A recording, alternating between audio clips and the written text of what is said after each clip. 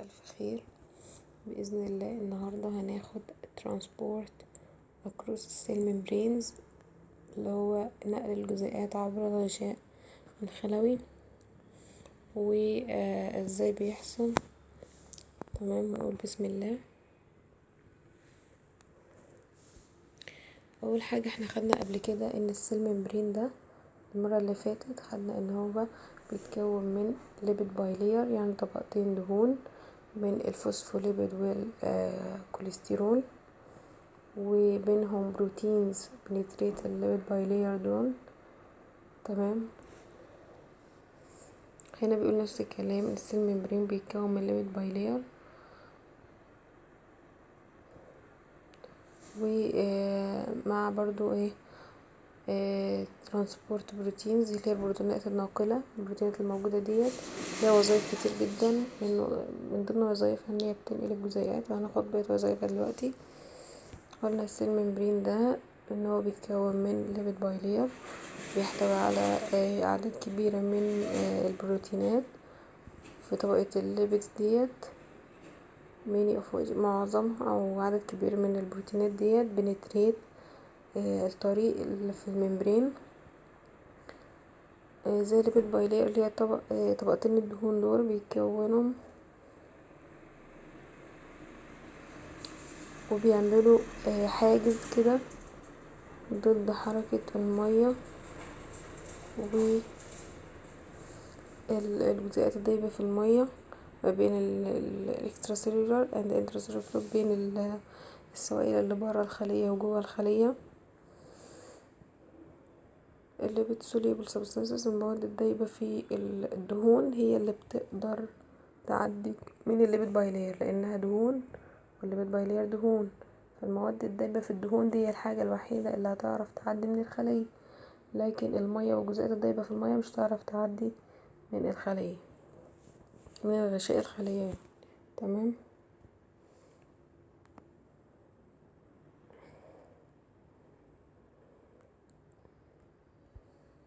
هنا هو بيورينا شكل البروتينز وشكل السيل ممبرين بشكل عام. ادي الليبيد بايلير طبقتي الدهون اهمت، والبروتينز في منهم كذا نوع. في بريفرال بروتينز دي اللي بتبقى على الاطراف، وفي انتجرال بروتينز دي اللي بتبقى البروتينات المخترقة للسيل ممبرين، بتعدي عبر السيل ممبرين. تمام، ادي اهو زي ما احنا شايفين. السلاسل دي بتبقى من الكربوهيدرات، فالكربوهيدرات اللي بتبقى ماسكة في البريفرال بروتينز دي بتعمل جلايكو بروتين. ليه سميناها جلايكو بروتين؟ لانها كربوهيدرات وبروتين. وهنا دي بريفرال بروتين برضو لانها على الاطراف. تمام، والمخترقة دي اللي هي الانتجرال بروتينز، ودي التشانلز القنوات اللي هتعبر من خلالها المواد في البروتينز. ودي الفوسفوليبيد بايلير طبقتي الدهون، واللي بره ده الانتراسيلولار فلويد. تمام، الوظائف بقى البروتينات اللي موجودة في الليبيد بايلير دي ان هي بتعمل ايه؟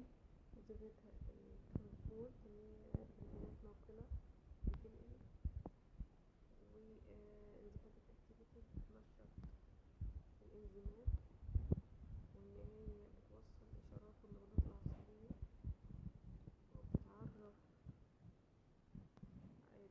بتتعرف على الخلايا وبتوصل الخلايا ببعضها، تربط الخلايا ببعضها. تمام، انواع بقى النقل عبر غشاء الخلية. في كذا طريقة لنقل المواد عبر غشاء الخلية، اما باسيف ترانسبورت اللي هو النقل بالانتشار، او من التركيز الاعلى للتركيز الاقل. المواد بتتحرك من التركيز الاعلى للتركيز الاقل، او النقل بالانتشار. وفي اكتيف ترانسبورت اللي هو اسمه النقل النشط، ده بيكون against the concentration gradient، ضد تدرج في التركيز من التركيز الأقل للتركيز الأعلى، وبيحتاج طاقة. لكن الباسيف ترانسبورت اللي هو نقل بالانتشار، المواد بتنتشر كده من التركيز الاعلى للتركيز الاقل، ده مبيحتاجش طاقة. انما الاكتيف ترانسبورت اللي هو نقل النشط ده بيحتاج طاقة. والترانسبورت اوف لارج موليكيولز، نقل الجزيئات الكبيرة في الحجم او الماكرو موليكيولز، ده في منه نوعين: اكزوسايتوزس واندوسايتوزس. اكزو من اسمها كده، اكزو يعني المواد بتخرج برا الخلية بتطرد السموم والمواد اللي فيها برا. انما اندوسايتوزس الخلية بتبتلع المواد وبتعمل لها دايجيشن. تمام، بكده خدنا نبذة سريعة عنهم. من انواع الترانسبورت اكروس السيل ممبرين: الباسيف ترانسبورت قلنا او بنسميه السيمبل ديفيوجن، اللي هو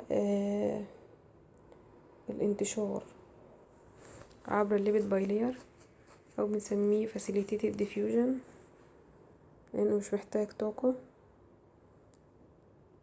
بس بيبقى فيه كارير بروتين اللي هو البروتينات الناقلة، وبيشمل الاسموزس. يبقى باسيف ترانسبورت ده او الديفيوجن الانتشار في منه 3 انواع: يا اما سيمبل ديفيوجن، يا اما فاسيليتيتد ديفيوجن وده بيحتاج كارير بروتين، يا اما اسموزس نقلب الاسموزية في وجود المية طبعا.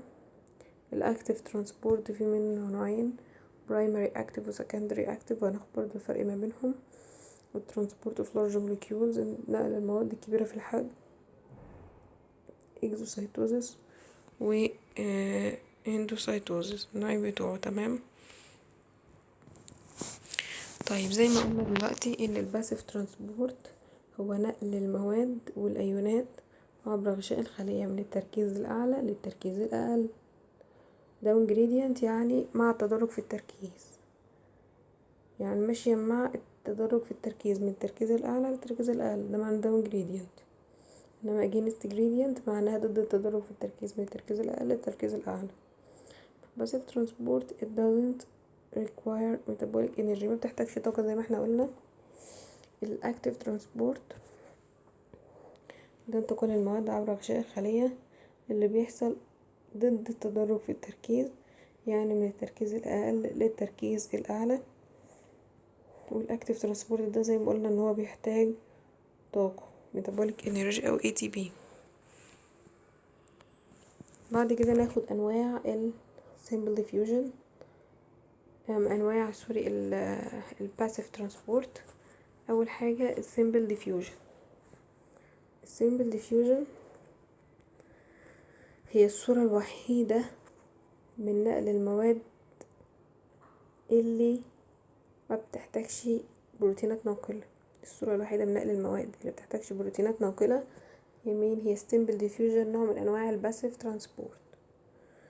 تاني نوع اللي هو الفاسيليتيتد ديفيوجن،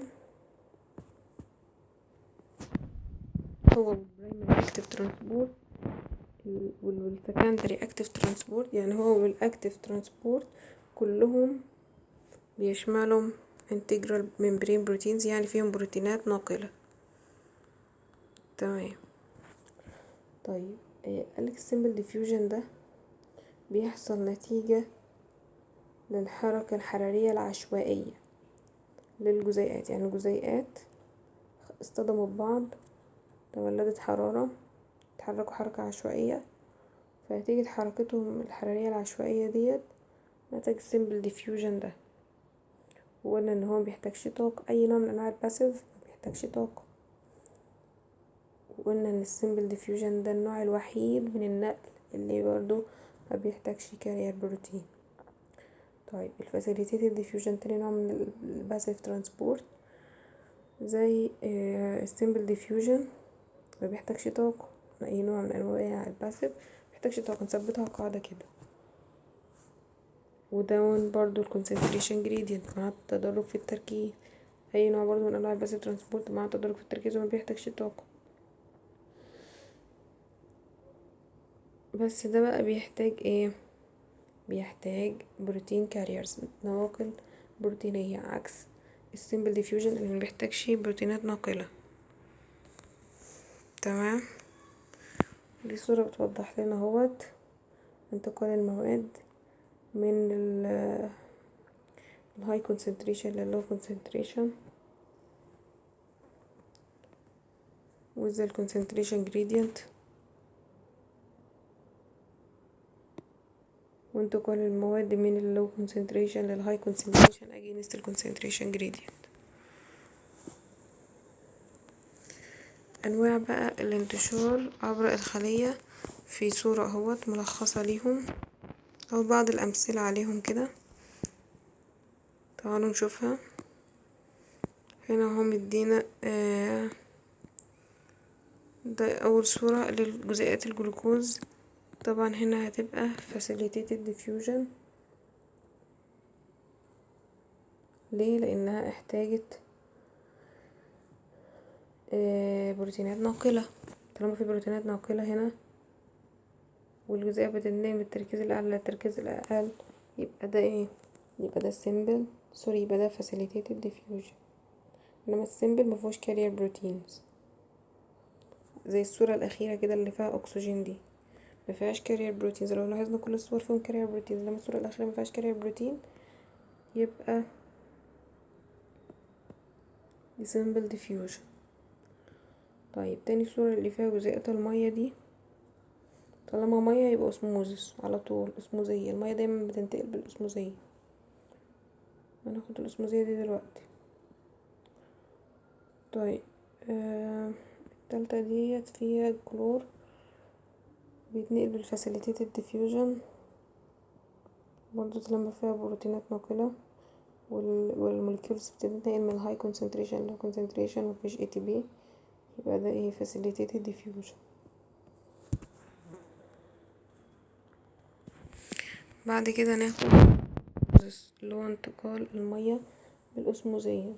دايما المية بتنتقل بالاسموزس، يبقى الاسموزس هو الفلو اوف ووتر، تدفق المية زي ما احنا قلنا عبر سيمي بيرميبل ممبرين، يعني غشاء شبه منفذ. يعني ايه شبه منفذ؟ يعني بيسمح بمرور حاجات وحاجات لا، بسبب الفروق في تركيزات المذاب. ان هو بيسمح بمرور المية نتيجة فرق في تركيزات المذاب. المذاب دي اللي هي الجزيئات الدايبة في المذيب، املاح مثلا او سكريات او ايا كان، هي جزيئات دايبة في المذيب اللي هو الكمية الاكبر. طيب concentration differences of solutes establish osmotic، يعني فروق التركيزات للمذاب ده اللي هي الموليكيولز الدايبة في السولفنتس، بيعمل pressure difference يعني فروق في الضغط، والفرق في الضغط ده بيسبب ان المياه تنتقل بالاسموزية. دي صورة بتوضح انتقال المياه بالاسموزية. المياه طبعا هتنتقل منين لفين؟ طبعا نعرفها قاعدة كده، ان دايما طالما في سوليوتس كمية عالية سواء املاح او سكريات، دايما هتشرب المياه او هتشد المياه ناحيتها. فلما تشد المياه ناحيتها المياه هتزيد في الناحية بتاعتها. تمام. نشوف في الصورة دي كده هايبرتونيك سوليوشن هايبوتونيك سوليوشن. ايه هايبرتونيك؟ يعني محلول فيه نسبة المذاب عالية، وهايبوتونيك سوليوشن يعني محلول فيه نسبة المذاب قليلة.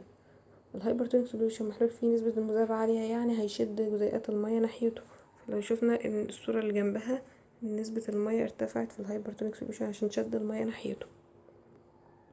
فيبقى الاسموزس هو النت ديفيوجن، يعني انتشار المية من المنطقة اللي فيها نسبة أكبر للمية، وطالما فيها مذاب أقل يبقى فيها مية أعلى، للمنطقة اللي فيها نسبة مية أقل عبر الممبرين اللي بيكون منفذ للمية فقط ومش منفذ للمذاب.